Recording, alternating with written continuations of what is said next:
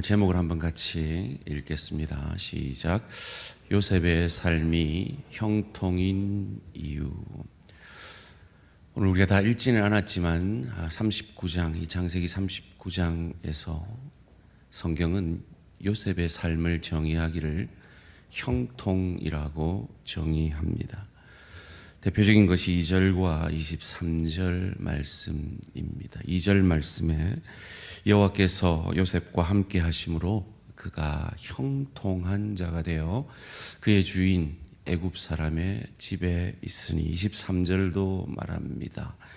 간수장은 그의 손에 맡긴 것을 무엇이든지 살펴보지 아니하였으니 이는 여호와께서 요셉과 함께 하심이라. 여호와께서 그를 범사에 형통하게 하셨더라.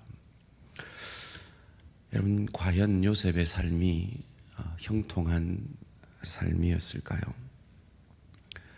괜히 아버지 심부름 갔다가 형들의 시기로 애굽에 팔려 보디발의 집에 노예가 됩니다.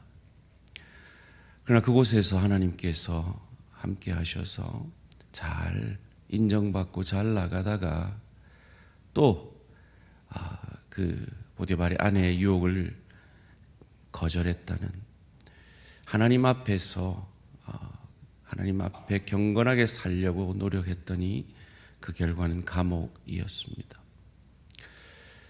과연 이런 요셉의 삶이 형통이라고 정의할 수 있는 것일까요?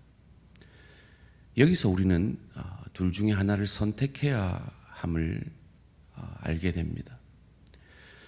우리가 생각하는 형통을 형통이라고 할 것인지, 아니면 하나님이 형통이라고 하는 것을 형통이라고 할 것인지 선택해야 하는 것입니다.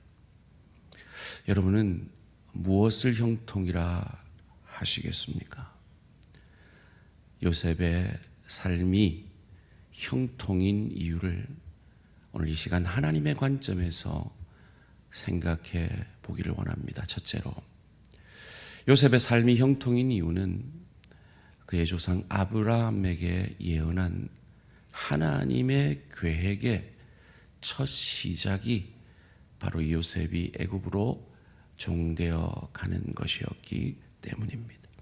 창세기 15장 13절 14절 말씀입니다. 여호와께서 아브라함에게 이르시되 너는 반드시 알라. 내 자손이 이방에서 객이 되어 그들을 섬기겠고 그들은 400년 동안 내 자손을 괴롭히리니 그들이 섬기는 나라를 내가 징벌할지며 그 후에 내 자손이 큰 재물을 이끌고 나오리라. 바로 이 아브라함에게 약속하신 하나님의 계획의 시작이 이 요셉이 애굽으로 종되어 팔리는 것이었습니다.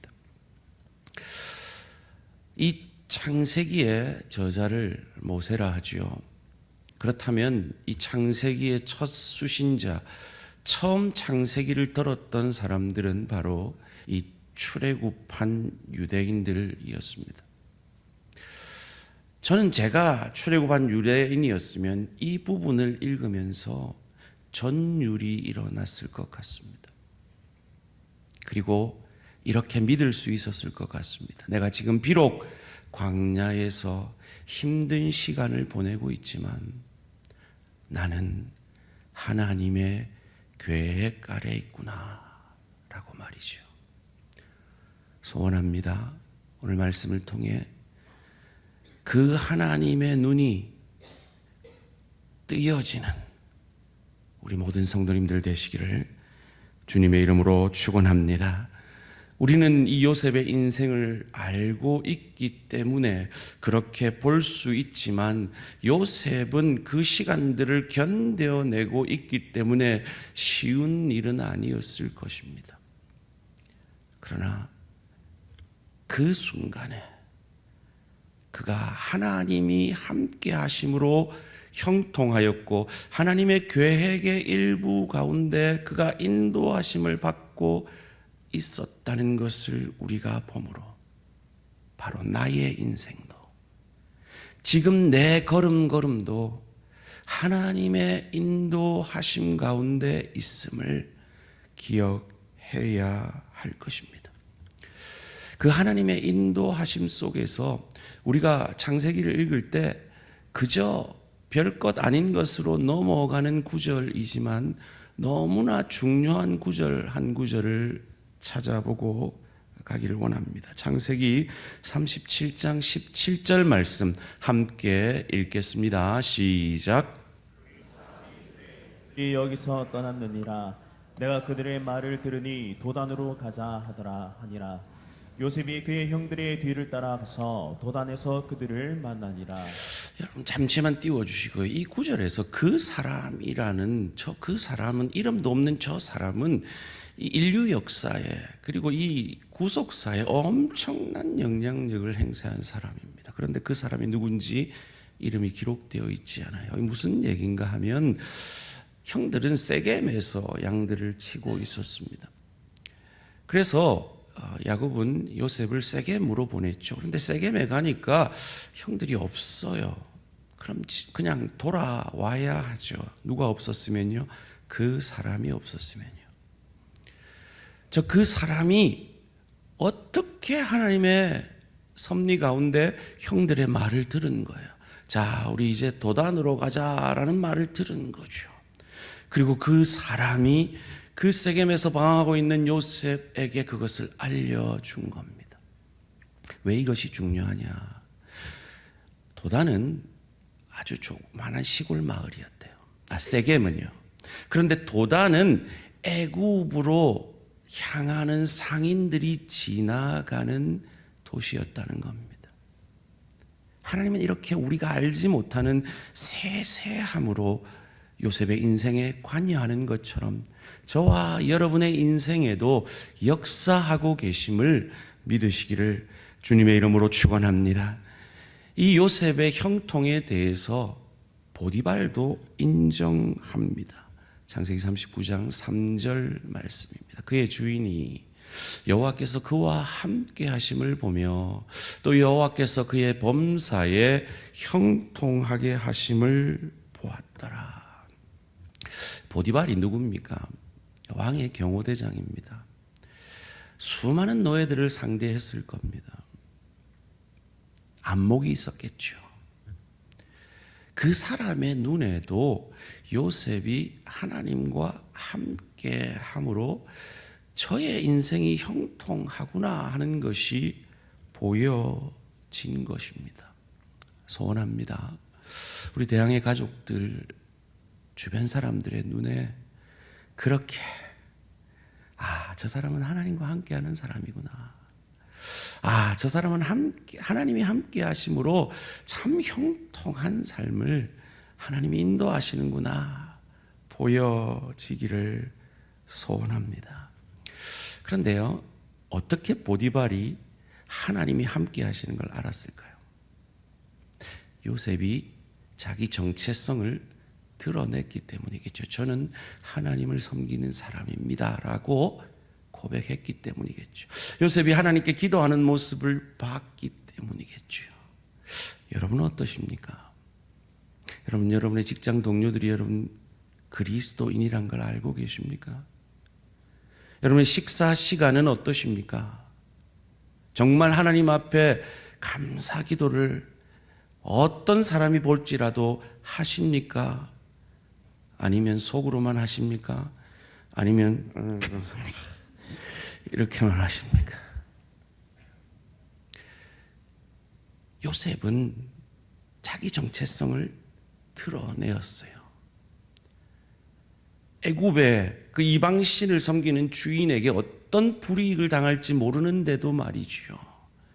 그런데 그것이 그의 주인에게 엄청난 혜택이 주어짐을 이어지는 4절에서 6절 말씀이 이렇게 말합니다. 요셉이 그의 주인에게 은혜를 입어 섬김에 그가 요셉을 가정 총무로 삼고 자기의 소유를 다 그의 손에 위탁하니 그가 요셉에게 자기의 집과 그의 모든 소유물을 주관하게 한 때부터 여호와께서 요셉을 위하여 그 애굽 사람의 집에 복을 내리심으로 여호와의 복이 그의 집과 밭에 있는 모든 소유에 미친지라. 주인이 그의 소유를 다 요셉의 손에 위탁하고 자기가 먹는 음식 외에는 간섭하지 아니하였더라. 요셉은 용모가 빼어나고 아름다웠더라. 이 보디발의 집에 복덩이가 들어온 겁니다. 마치 라반이 야곱을 인하여 복을 받은 것처럼 말이죠. 소원합니다. 우리 모든 대한 가족들이 나 때문에 내 가정이 복받고, 나 때문에 내 일터가 복되고, 나 때문에 주의 교회가 복받는 성도님들 되시기를 주님의 이름으로 축원합니다. 두 번째로, 요셉의 인생이 왜 형통한 인생이었을까요? 요셉은 참 우여곡절이 많았죠. 그러나 그 우여곡절 가운데서도 늘 하나님 앞에서, 코람데오 하나님 앞에서 살았기 때문입니다. 오늘 본문 7절에서 10절까지 말씀입니다. 그 후에 그의 주인의 아내가 요셉에게 눈짓하다가 동침하기를 청하니 요셉이 거절하며 자기 주인의 아내에게 이르되 내 주인의 집 안의 모든 소유를 간섭하지 아니하고 다 내 손에 위탁하였으니 이 집에는 나보다 큰 이가 없으며 주인이 아무것도 내게 금하지 아니하였어도 금한 것은 당신뿐이니 당신은 그의 아내임이라. 그런즉 내가 어찌 이 큰 악을 행하여 하나님께 죄를 지으리까. 여인이 날마다 요셉에게 청하였으나 요셉이 듣지 아니하여 동침하지 아니할 뿐더러 함께 있지도 아니하니라.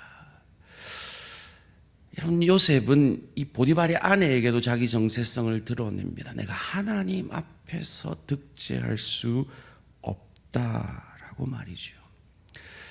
여러분, 이 보디발의 아내의 허함이 느껴지십니까? 보디발의 아내, 그 시대의 왕의 경호대장이라면 권력자의 아내입니다. 권력자의 아내라면 미모도 탁월했을 겁니다. 못 가진 것이 없죠. 하고자 하는 일이면 다 할 수 있었을 것입니다. 그래서 자기 종을 탐하고 있는 것이죠. 요즘 시대로 말하면 우리 사모님들 좋아하시는 샤넬 백은 그냥 수십 개, 수백 개 그냥 널려 있었을지 모르겠습니다. 자동차는 그냥 종류대로 있었을지 모르겠습니다. 그런데 그가 허합니다. 여러분, 이것이 하나님 없는 인생의 모습입니다. 하나님 없는 인생은 이렇게 허한 것입니다. 11절에서 13절 말씀 함께 읽겠습니다. 시작. 그러할 때 요셉이 그의 일을 하러 그의 집에 들어갔더니 그 집 사람들은 하나도 거기에 없었더라. 그 여인이 그의 옷을 잡고 이르되 나와 동침하자. 그러나 요셉이 자기의 옷을 그 여인의 손에 버려두고 밖으로 나가매 그 여인이 요셉이 그의 옷을 자기 손에 버려두고 도망하여 나감을 보고. 여러분, 저는 어릴 때 이 구절을 읽으면서 머릿속으로 이렇게 상상을 했었어요. 아주 뚱뚱한 아줌마가, 우리 생각대로 하면 전원주나 김을동 같은 그런 아줌마가 내를 억지로 막 잡아가지고 어떻게 하려고 하는 그런 장면으로 상상을 했었어요. 근데 물정을 모르는 어린아이의 상상이었죠. 말씀드린 대로 경호대장의 부인입니다. 무슨 말입니까? 미스 애굽 얼마든지 선택할 수 있었죠. 김을동이 아니라 전지현이었다라는 말입니다. 그런 여인의 유혹을 옷까지 벗겨가면서 옷을 던져두고 도망치는 것까지도 요셉은 하나님 앞에 살았던 것입니다. 그런데 그 하나님 앞에 산 결과가 무엇이었습니까? 감옥이었습니다. 14절에서 16절까지 말씀입니다. 그 여인의 집 사람들을 불러서 그들에게 이르되 보라, 주인이 히브리 사람을 우리에게 데려다가, 참 인간의 죄성을 보여주죠. 하나님이 주신 저 여자가 했던 그 아담의 죄성이 드러납니다. 남편에게 그것을 돌리죠. 주인이 히브리 사람을 우리에게 데려다가 우리를 희롱하게 하는도다. 그가 나와 동침하고자 내게로 들어오므로 내가 크게 소리 질렀더니 그가 나의 소리 질러 부름을 듣고 그의 옷을 내게 버려두고 도망하여 나갔느니라 하고 그의 옷을 곁에 두고 자기 주인이 집으로 돌아오기를 기다려 억울한 누명을 쓰고 감옥에 갇히게 됩니다. 여러분, 정말 대단하죠. 어떻게 이 유혹을 이겼을까요? 미스 애굽이 달려드는데 어떻게 이겼을까요? 그 여인의 아름다움보다 하나님 앞에 사는 그의 의로움이 컸기 때문입니다. 그 유혹보다 그에게는 하나님이 크셨기 때문입니다. 그 크신 하나님이 그를 옥에 갇히게 합니다. 20절 말씀입니다. 이에 요셉의 주인이 그를 잡아 옥에 가두니 그 옥은 왕의 제수를 가두는 곳이었더라. 요셉이 옥에 갇혔으나. 여러분, 이 장면이 참 오묘한 장면입니다. 여러분, 경호대장입니다. 요셉은 그저 일개 히브리 종입니다. 그 경호대장의 아내를 취하려 했습니다. 그를 그냥 옥에 가둔다고요? 말도 안 되죠. 거기다가 최고 죄수들이 가야 하는 그런 옥에 가두었으면 그나마 이해가 됩니다. 그런데 소위 말해서 왕궁의 신하들이 가는 그런 고급 옥에 가둔다고요? 이를 통해서 신학자들은 추측합니다. 보디발도 그 아내의 음란함을 알았을 것이라고요. 요셉이 죽지 않고 사형에 처하지 않고 그저 고급 감옥에 가는 그 모습을 보면서 보디발은 무엇을 생각했을까요? 마땅히 죽임당할 줄 알았는데 그 모습을 보고 그 여인은 엄청난 수치심에 평생을 살아야 했을 것입니다. 이 억울한 감옥에 갇힌 요셉. 그런데 곧 그는 그를 감옥에 갇히게 한 사람들을 살려내는 사람이 됩니다. 세 번째로, 요셉의 삶이 형통인 이유는 그가 고난을 통해 미래를 준비함으로 미래에 오실 메시아 예수님을 보여내고 있기 때문입니다. 우린 설교를 마치고 384장을 함께 부를 텐데요.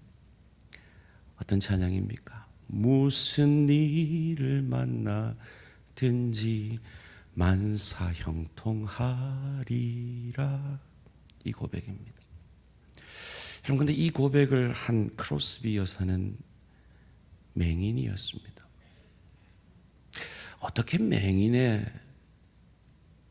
머리에서, 그의 입에서 무슨 일을 만나든지 형통하게 하시는 하나님을 찬양할 수가 있었을까요? 어찌 이 억울한 감옥에 갇힌 요셉의 삶이 형통일 수 있을까요? 그는 그의 삶을 통해 오실 메시아 그리스도를 보여내고 있기 때문입니다. 그것에 대해서 시편 기자는 시편 107편 17절에서 20절 말씀 가운데 이렇게 고백하고 있습니다. 그가 한 사람을 앞서 보내셨으며 요셉이 종으로 팔렸도다. 그의 발은 착고를 차고 그의 몸은 쇠사슬에 매였으니 곧 여호와의 말씀이 응할 때까지라. 그의 말씀이 그를 단련하였도다. 왕이 사람을 보내어 그를 석방하며 뭇 백성의 통치자가 그를 자유롭게 하였더라.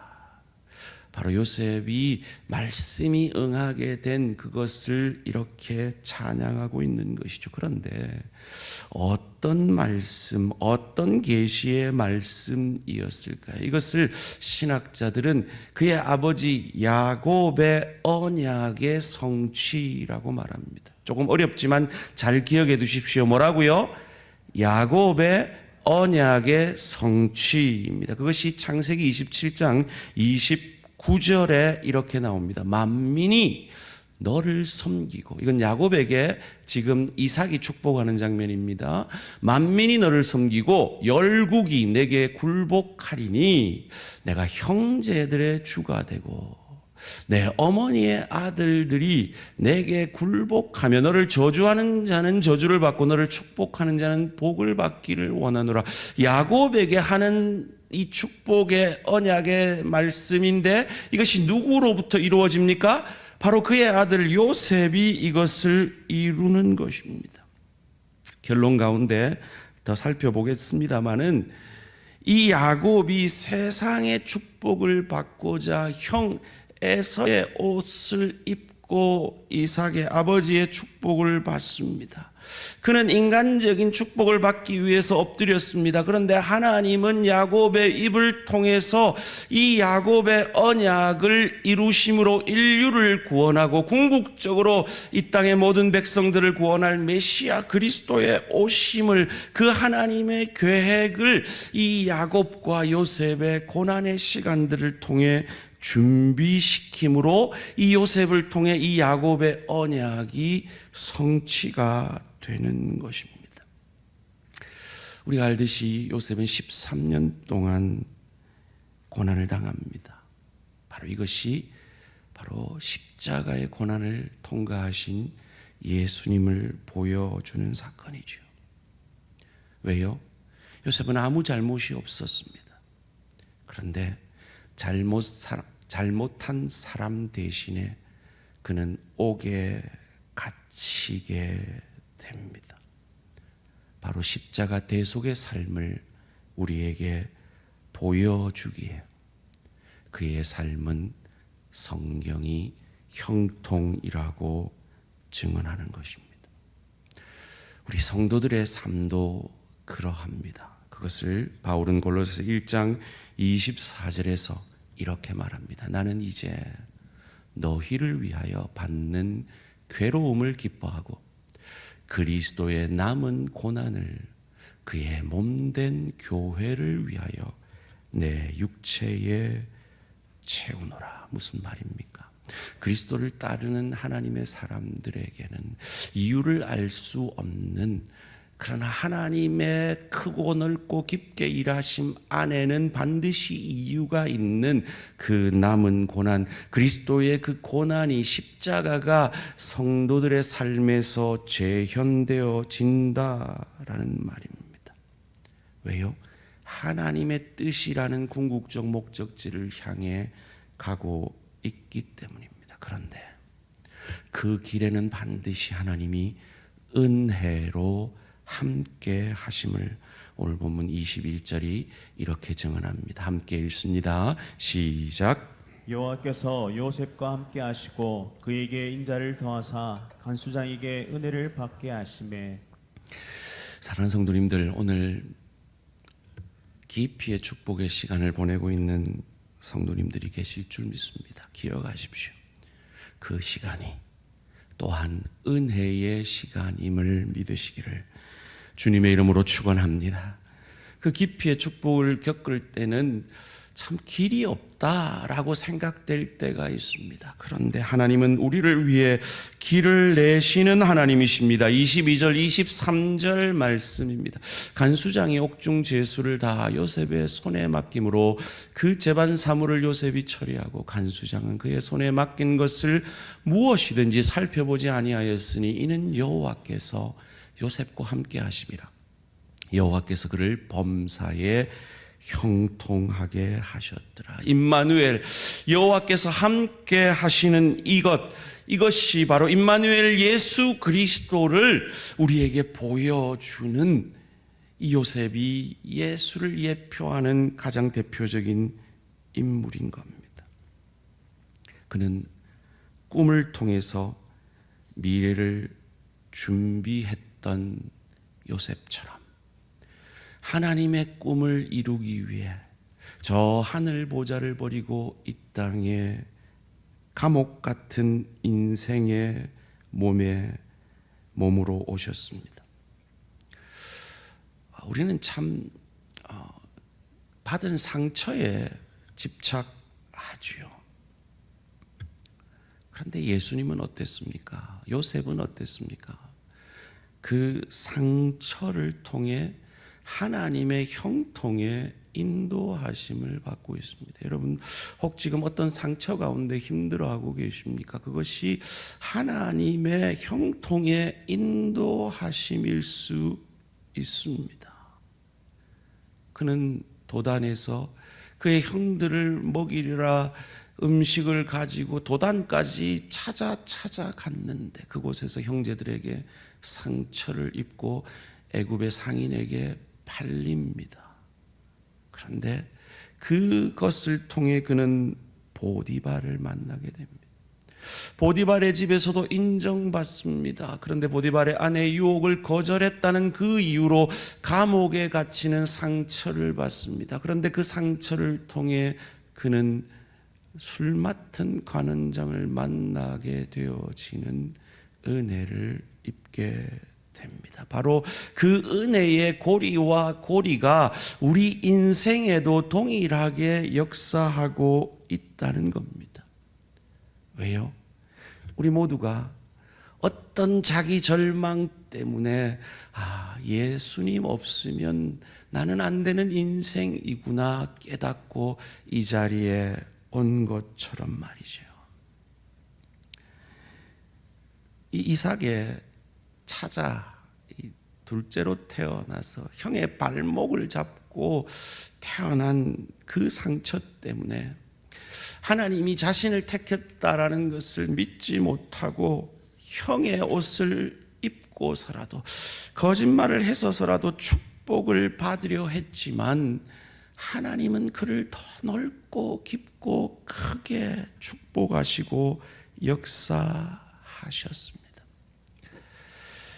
제가 지금 아무리 상처받은 우리 성도님들에게 그 상처를 통해서 하나님이 인도하십니다라고 말해도 그 상처가 깊은 분들은 어쩌면 크게 위로가 되지 않을지도 모르겠습니다. 그런데 그 상처 속에서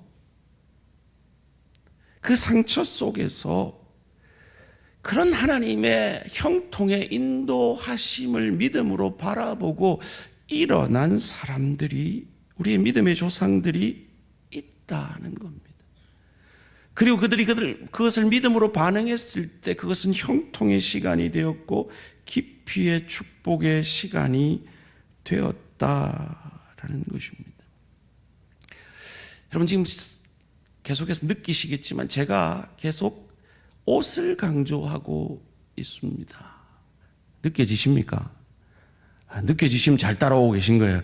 뭔 소리지 하면은 지금부터 정신을 차리시고요. 이 옷이 왜 이렇게 중요한가? 이 창세기 37장부터 39장은요, 신학자들이 별명을 붙이기를 옷장이라고 별명을 붙였어요. 제가 다 시간 관계상 읽지 못합니다. 집에 가셔서 37장부터 39장을 한번 읽어보세요. 우리 설교 노트에 그 핵심 구절들이 정리가 되어 있습니다. 어떤 옷이었습니까? 이 야곱이 편애하여서 요셉에게 입혀준 채색 옷이었습니다. 그 편애 때문에 형들의 시기로 그 옷이 벗겨지고 웅덩이에 빠졌죠. 요셉을 구하고 싶은 루벤이 자기가 비운 사이에 요셉을 팔아버린 것을 알고 그의 옷을 찢습니다. 그리고 요셉은 종의 옷을 입고 그 집에, 갑자기 그 사람 이름이 생각이 안 나노, 보디발의 집에 거합니다. 그런데 그곳에서 그 종의 옷까지 벗겨지죠.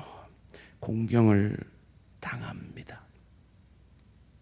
이것이 왜 이렇게 연결이 되고 있을까요? 이것이 어디서부터 시작된 이야기일까요? 이것은 바로 야곱의 언약.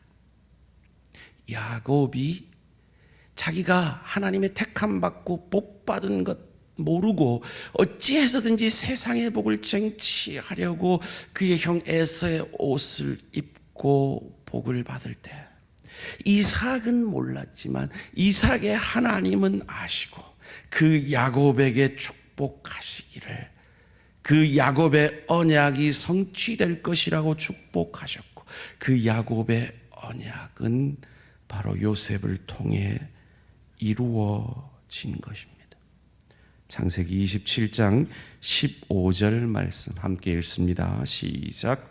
리브가가 집안 자기에게 있는 그의 맏아들의 에서의 좋은 의복을 가져다가 그의 작은 아들 야곱에게 입히고.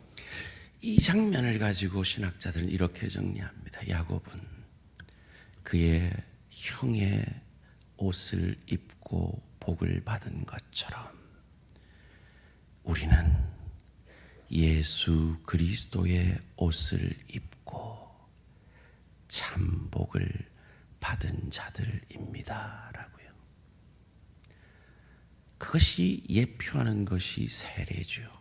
그래서 바울은 갈라디아서 22장 3장 27절에서 이렇게 말하고 있는 겁니다. 누구든지 그리스도와 합하기 위하여 세례를 받은 자는 그리스도로 옷 입었느니라. 아멘. 사랑하는 성도님들, 우리 그리스도로 옷 입은 자들입니다. 그러기에 예수 안에 있는 우리의 모든 삶은 형통인 것을 믿으시기를 주님의 이름으로 축원합니다. 하나님은 우리의 인생을 향하여 넓고 깊고 크게 일하십니다. 우리가 원하는 풍요의 축복을 내리십니다. 그러나 우리가 원치 않는 깊이의 축복의 시간 가운데서도 깊고 넓고 크게 일하심을 오늘 요셉의 인생을 형통이라고 정의하시면서 우리에게 가르쳐 주고 계신 것입니다. 요셉의 이 억울함은 그의 조상 아브라함에게 약속하고 계획하신 그 하나님의 계획의 일부였듯이 오늘 우리가 이 땅에서 당하는 그 깊이의 축복의 시간은 하나님의 계획의 일부임을 믿으시기를 주님의 이름으로 축원합니다.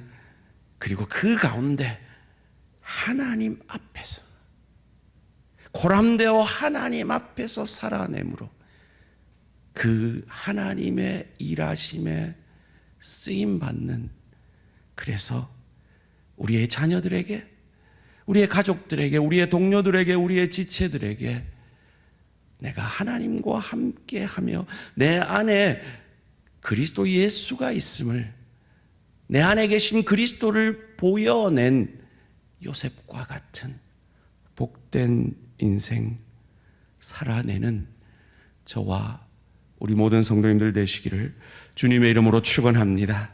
자, 이제 우리는 결정해야 합니다. 무엇이 형통입니까? 내가 생각하는 모든 일이 다 이루어지는 풍요의 축복만을 받는 그 인생이 형통입니까? 아니면 풍요의 축복 또한 받지만 하나님이 나를 더 사랑하셔서 넓고 깊고 크게 일하시는 그 하나님의 계획 가운데 있는 깊이의 축복의 시간 또한 우리에게 형통이라는 겁니다. 앞서 말씀드린 이 위어스비, 크로스비 여사, 참 억울하게 큰 상처로 실명이 되었습니다. 생후 6주 되었을 때 그의 감기가 걸려서 눈 언저리가 붉게 부어 올랐다고 합니다. 그런데 약사가 그걸 보고 처방을 이렇게 해줬대요. 겨자를 갈아서 눈에다 바르라고 말이죠. 그래서 그녀를 돌보던 식모가 겨자를 뜨겁게 해서 눈에 발라줌으로 육주된 어린아이가, 아무 죄 없는 그 아이가 실명이 되어집니다. 그런데 그 억울함 속에서 그 가족들은 크로스비를 신앙으로 양육합니다. 그리고 그 신앙의 사람이 하나님을 찬양하는 시를 쓰면서 유명해집니다. 그가 54세 되던 때에 갑자기 오불이 필요했대요.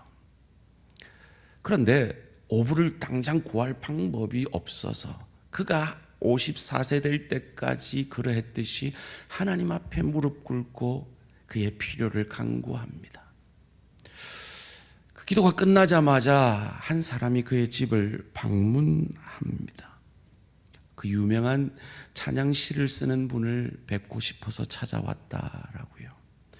그리고 그를 보내면서 악수를 하는데 그의 손에 종이가 느껴집니다. 거기에 오불이, 정확하게 오불이 그의 손에 쥐어진 것을 보며 그는 전율하죠.